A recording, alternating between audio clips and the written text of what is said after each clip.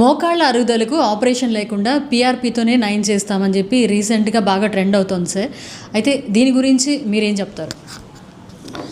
So మోకాళ్ళ అరుగుదలలో ఈ మధ్య చాలామంది ఒక కాన్ఫ్లిక్ట్ లాగా వస్తుంది, మోకాళ్ళకి ఆపరేషన్ లేకుండా పీఆర్పీతో నయం అవుతుంది అనేది.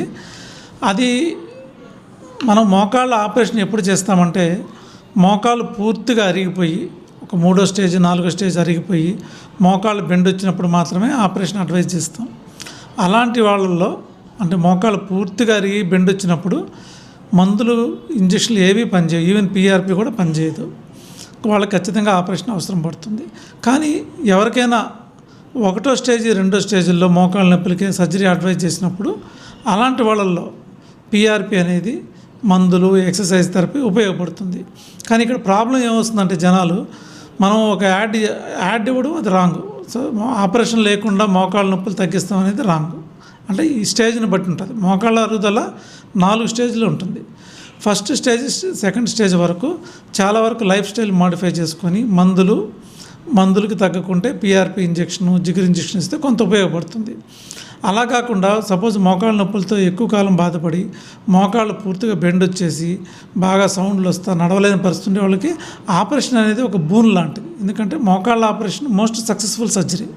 కానీ మోకాళ్ళు పీఆర్పీ వల్ల మళ్ళీ మోకాళ్ళ అరుగుదల తగ్గి నార్మల్ మోకాళ్ళు అవ్వడం అనేది జరగదు. అది ఒక రాంగ్ మెసేజ్ జనాల్లోకి వెళ్తుంది. బట్ వైద్యం అనేది స్టేజ్ని బట్టి ఉంటుంది, కానీ అందరికీ ఒకే వైద్యం అనేది కరెక్ట్ కాదు.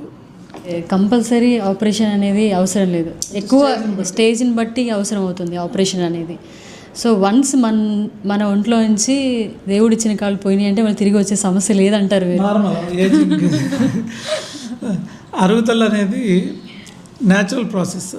సపోజ్ మోకాళ్ళ అరుగుదల అంటే వయసు రీత్యా వచ్చే అరుగుదల, అది మనం మందులతో కానీ నార్మల్ అవ్వదు. అరుగుదలను మనం యాక్సెప్ట్ చేయాల్సిందే. కాకుంటే మనం తీసుకునే జాగ్రత్తల వల్ల 2వ స్టేజ్ నుంచి 3వ స్టేజ్కి అరుగుదల స్లోగా ప్రోగ్రెస్ అయ్యేటట్టు మనం చేసుకోవచ్చు. దానికి ముఖ్యంగా వెయిట్ రిడక్షను, ఎక్సర్సైజు, కొంత మందులు, ఈ పీఆర్పీ ఇంజక్షన్స్ కొంత ఉపయోగపడతాయి. అరిగిపోయిన తర్వాత వాటిని మళ్ళీ నార్మల్ చేయడం అనేది మాత్రం అబద్ధం.